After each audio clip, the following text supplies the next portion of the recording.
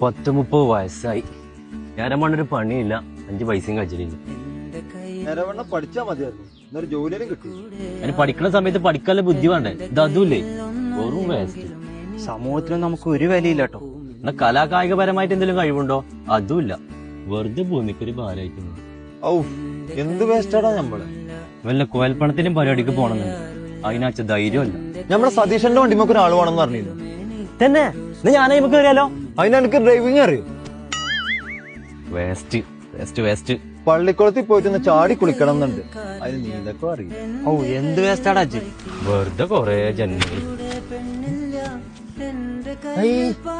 ഈ വേസ്റ്റ് ചങ്ങ ഇവിടെ